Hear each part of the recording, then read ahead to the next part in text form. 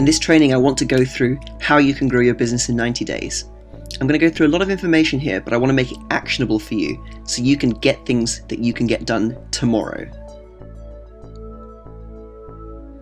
To grow your business in 90 days, you need to look at the 3 ways to grow your business. Get more new customers, get larger sales from existing customers, and more frequent purchases from your customers. I just want to preface this, you've got to deliver value, you've got to deliver solutions which they want.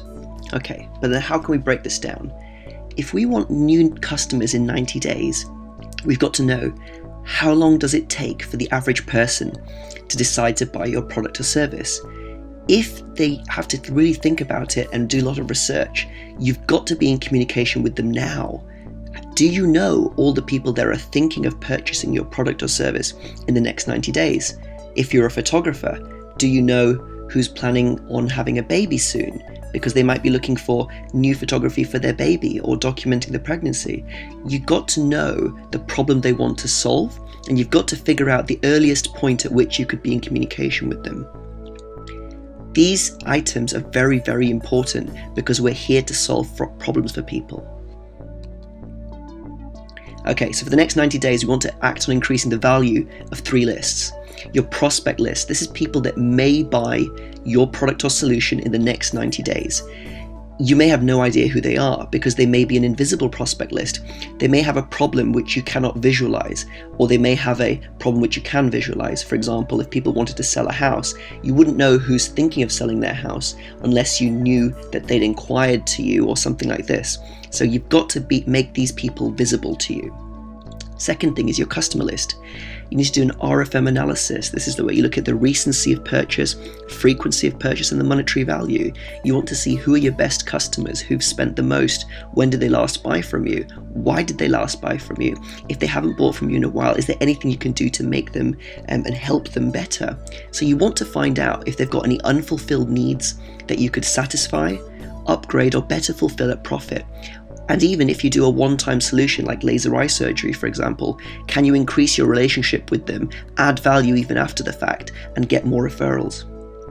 The third aspect is your high-value customer list. Not everybody is equal. Some people spend a lot more and demand a lot more attention, and it's better and more profitable to make sure you treat those people as they should be treated.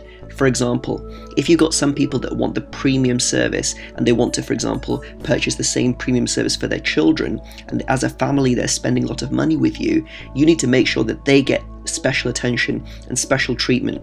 And you want to then make sure that then they will then refer people similar to themselves, and they would get the same gold star treatment. So what you want to do is break up your lists. Find out all the people that have possibly inquired from you in the past. Find out also all the people that have purchased from you. Run an analysis, a report through your software or your system of purchase, and also then start doing segmentation. Put them into an Excel spreadsheet and then order by price, by date of purchase, and all these things. This is very important. Your business is your database, it's your relationship with your database, so you've got to make it visible and you've got to analyze it. Okay, what I want to do here is talk through a little check sheet I've put together for you. It's quite a powerful check sheet because it's got a lot of key points. There are 9 strategies here that are going to help you really grow your business, and I want to make sure that we go through each in detail. So let's start at the basics. So we've got to be tracking, we've got to quantify the different elements, we've got to know how many phone calls are coming from different numbers, how many different people are inquiring by different channels, which of my adverts are getting clicked on. You've got to implement tracking systems so that you can start capturing data. Without data, you're guessing. If you're guessing, you're only limited to the amount of time that you're actually there, so then you're trapped in your business. So if you don't have data capture happening 24/7 across your different items, you are going to be trapped and locked in there, and you'll be guessing. The second thing is it's no point just gathering lots of information unless it's actionable information. And what you need to be able to do is really simply see trends. So there's a thing called management by statistics where they do graphing. So for example, if it was like in a practice, you'd be looking at the number of patients per day, new patients per day, and you could graph them. So you could graph, for example, the number of new patients per day, and then you could then see over a month, is there a trend? Is it going up? Is it going down? Does it stagnate at specific points? Then you can get even more granular and you can say, okay, let me graph the number of letters and phone calls that were sent out last week versus the number of new patients that booked in this week. Is there a correlation? You'll always find there's a correlation. Basically, the more action and outflow you do, the more inflow will happen in terms of new patients or new activities or new prospects coming in. But you want to make it easy. Something I recommend is called Gecko Board. It's a great software and you can plug it into your digital systems, and you can then see graphs very easily, and you can even automate it so that the information would be captured directly. So you could, for example, see very easily how many days emails have been sitting in your inbox, what percentage of people are able to get things responded to very quickly, how many people are bouncing off your website without opting in, how many people are opting in. You can see all these things on one page at a very, very clear place. The third bit is active listening. Now this is a very powerful point. You can't communicate to everybody the same. Everybody's got their unique needs, but you've also got to respond to it. I'll give an example. I just received an email from a software company about WordPress, and basically there was a worldwide attack on WordPress websites, and they sent me an email saying, here is a little security plugin you need to put in, but then there was a very clear link that within there which said, if you do not have a WordPress website, please click this link, and it basically said, do not contact me about WordPress related stuff. What this is an automation link. If you click this link, what then happens is you're in their database, so the database we just talked about before, current customer database, you're now segmented as do not contact about WordPress, which means then if we find out about other items, we can then communicate to them, or vice versa. If we had an offer for WordPress items, if you're sending it to me and I'm not interested in WordPress, you're damaging the relationship with me. So active listening is very, very important. This can also be used to see interest, because somebody who's going to purchase from you, for example, somebody on your prospect list, if they're reading all your stuff, listening to all your things, and watching all your videos, they're quite interested, and so they're actively consuming, and so then you want to then put an offer in front of them in a specific time. So this is something that's very important. Okay, so we're going to start now. You need to position yourself for success. You need to solve problems which people really perceive as a problem. You want to make sure that they will pay to get that fixed. So you need to have a transformative solution. You've got to have something which really improves the life of somebody. And then you've got to then have premium options, have a better version of it. There's people that will always want the best of the best. That's exactly what they want. Second thing is you don't want to commoditize yourself. You want to design your own unique solutions and name them in your unique way. You don't want to be price shopped. And so what you want to make sure is that you can't be Googled for comparative terms. In the financial industry, for example, some people create specific names for their financial products so that they can't be price shopped. Second thing is you want to make sure that it's very easy for people to understand. Use visual positioning. You want to make sure that you've got simple, clear menus that people can understand, and they can look into things in more detail, and then they can just choose visually what would be better. For example, if you were sat by the beach and you asked your friend, can you get me a Coke? And then you'd notice that there was a rundown off license nearby. You'd give a certain amount of money, but if they said, oh, there's only a boutique hotel nearby, you'd give a bit more money. So if you're using visual cues in the ways you present things, you can then afford to price at different levels. You want to also make sure you've got a completely transparent customer journey and giving a total risk reversal offer. These days, trust is so low. It's very, very important that you position yourself as the market leader. You want to be in a category where you're the only one that actually solves that problem in that way. And you want to make sure you've got a unique selling proposition, a specific reason why you should be chosen above every other option available to you. If you design your positioning this way, marketing becomes very easy. Okay, so then what we need to look at is how can we then attract the people that are interested in our product or solution that possibly may purchase in the next 90 days? How can we attract them? How can we find out them? How can we make a list of our prospects?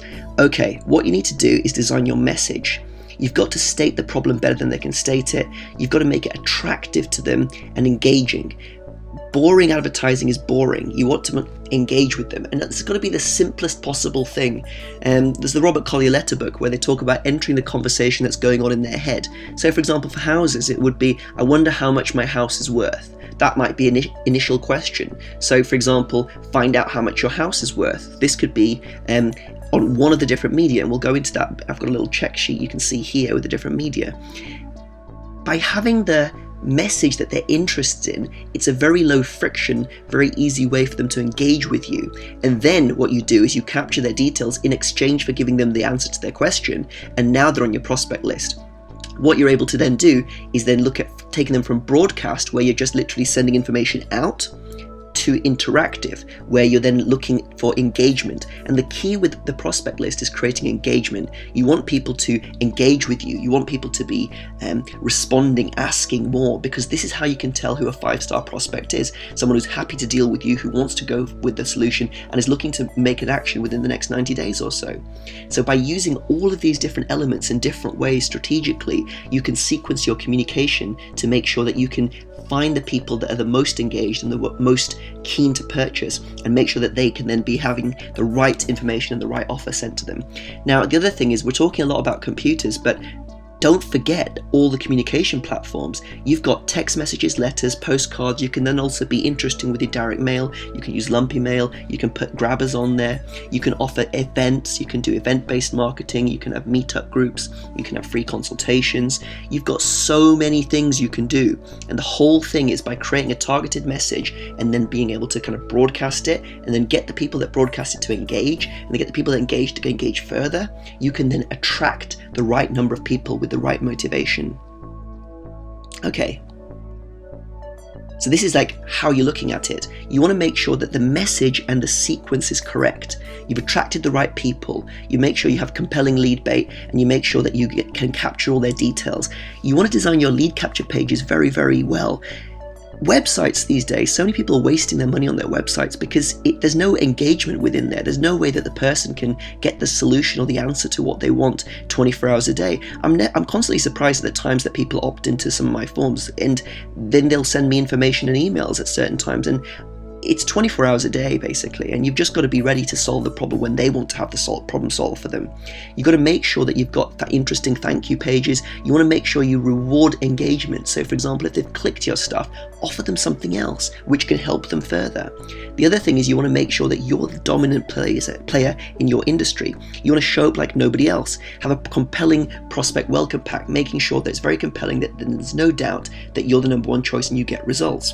As we talked about, active listening, tracking the engagement and consumption of your materials. If people are reading and listening to you, they're learning more about you. Have them interact. And then you've got to remember this. I read a very, very good thing, that you don't optimize a web page, you optimize the thought sequence. So by building in trust and building in testimonials and showing leadership, you can then make sure that people are pre-motivated and predisposed to choosing you. All of these elements, make sure they're part of your sequencing. Okay, phone calls. When they interact with you, how your staff answers the phone is very, very important. The phone's a very powerful personal bonding tool. I remember I had many problems with some direct mail campaigns I used to do, and I used to wonder why there was no response until I found out how the phone was being answered and it wasn't in the correct way. You've got to make sure that people are engaged, and also if somebody's phoning you, they're basically saying, help me. They wouldn't phone you unless they want to get some information, but they don't just want information, they want to have a letter of engagement. They want to kind of come in to see you. So you want to turn those calls into appointments. Don't offer too many options, and make sure you use a 2-option close. You can also incentivize your team and make sure that you're tracking the statistic. And as we talked about, you can graph everything if you want to. You can use those with an automated data capture system to make sure you can graph it in your dashboard. And then at the same time, you can also use reminders to people to turn up for phone calls. This is so, so important, and it could really be a hole in your flow. Okay, once they come in to see you, you've got to make sure that they've got an experience like nobody else has delivered for them. You want to look at what they experience and what you want to experience. You want to basically draw a line across a page, and you want to make sure all the different points which would make a key difference to how they feel and perceive and learn and get the solution that they want. And you want to look at underneath the line all the different elements operationally that you need to have in place. Dean Jackson created the above the line, below the line diagram, and then you also look at like the experience transformer, the experience monopoly that Dan Sullivan talks about. Jermaine Griggs is a fantastic marketer, and he teaches through a company called Hear and Play. And what he does is he teaches people to play music by ear. What he's able to do is scale a personal relationship with him by using phone messages, by using direct mail that comes with cookies to you, and all these sorts of things. And it's automated, but it's an experience, and it really makes things a lot different. You want to make sure there's a clear visual journey for people. One thing we do is we have a little visual journey so people can see the different steps to do. And you want to make sure that your prospective customer is then given the right solution for them. So you've got to design different solutions and make sure you can have it. Make sure they have an experience like nobody else delivers. Okay. Ultimately, a sale is a solution. And at the end of the day, if the solution doesn't fit them, there's no point in selling anything. So you need to systematically identify their needs and wants. And the best thing to do is to have some form of system. This way it's repeatable, it's scalable, and it will always work. Joe Polish, for example, created a carpet cleaning diagnosis. So he would walk through the place of somebody's house and he would look at which areas of the carpet have more wear, where are there more people going through things, are there different issues, how often would things need to be cleaned, and you can put together a whole audit. So then people can see all the different elements that are needed. It's the same thing in anything else. For example, if you took your car to a garage, they could systematically use a kind of picture of your car and then tick the different points so you can see that they've systematically diagnosed and checked everything. This way you feel that they've been thorough and this is what you expect. Plus at the same time, they can also properly present all the options to you, because if they make assumptions that, oh, this person's not going to change their tyres, they may not know that you'd had a dangerous skid last week and you're a bit worried about that, so you would change your tyres. You've got to just systematically diagnose and make sure that you identify all the different elements which the person could benefit from, and you've got to make sure that you make them aware of issues in a simple language. It's not being confrontational, it's just making sure that they educate us the consequence of the issues, and then they've got the choice. And once they've got the choice, they can choose what suits them, and you can also then make a note of the things that they may be interested in for the future, and you can use that in the future to then communicate with them about that. Once they've said that they're interested, you want to make it easy for them. You want to give them a compelling benefit and the presentation of the recommended solutions for them. Use like a visual solution for them, so like a menu or some very interesting leaflets. Just make sure that they can see everything written down, they can see clear guarantees and risk reversals, they know exactly what they're getting, and easy pay finance options. These days, if you provide all these things, basically they're ready to go. The other interesting thing is that the minute somebody's just purchased something, they're interested now, and you could actually just present a unique one-time offer or a different solution at this point, which could also help and enhance their previous purchase. This is a unique thing which is only available at that time, and you should always design something, because it could be that some people would be interested in a better solution, or some people may be interested in a slightly different bundled experience, and if you didn't offer it at that point, you would never necessarily have a good time to offer that. So this is something which you could build in. Okay, so you can put it all together now. You can choose different niches and you can then create your own sequence. This is the sequence we talk about. You find your laser targeted market. Who are the specific people that I want to solve things for? You've got your tracking in place on your landing page websites, on your tracking phone numbers. You've got your dashboards in place. You then set up your direct response traffic source. You craft your message, you start broadcasting your AdWords or your postcard campaign or your magazine adverts, all the different things you want to do. You drive people to a landing page. You can see how many phone calls came in from that place. You can see how many people filled out the form on your website. You can see how many people visited and viewed your website but didn't fill out the form. You then want to make sure that people that got into your system, you then have an authority building sequence. You're sending them emails, videos, webinars, but it's targeted to their specific needs, and you're engaging with them, trying to ascend them, trying to get them more engaged in what you're offering. Once they've done that, you want to make sure that you've got time to present an offer for them, and you can look at a sales letter or a sales video, and the way to present all this makes it very simple and easy for them to understand. You want to use a solutions menu and design a very simple way visually they can choose the different options for them. This way they know what they're getting and they can choose for themselves. Once they've purchased that, you make sure you give them an offer and an opportunity to purchase something else which they may not have been thinking about until they purchased that one thing. You then also want to offer some form of membership or recurring income strategy, because it might be easier for them to not have to worry about repurchasing. For example, you could set something up so that every year it renews and they get exactly what they want when they want it. And deliver your solution. Deliver a world-class solution. Make sure you deliver the solution better than anybody else can deliver that solution. This then makes sure that you've got like raving fans. You want to basically ask people, how much out of 10 would you recommend us to somebody else? You basically want to find out, like, how likely is it out of 10 that you would recommend us to a friend or colleague?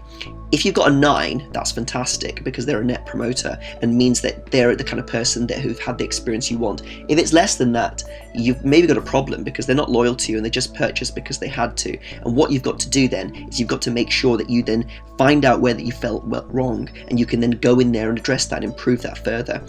We're talking about customers for life here. Without long-term customers, you're not going to have a future in your business. So you can see there's a lot here. I'd like to give you your own copy of the blueprint. If you go to this website, you can then download it for yourself. Just pop in your email. I'd also like you to put into action and share how you get on. You can visit us at facebook.com/clickconvertsell. Thank you very much.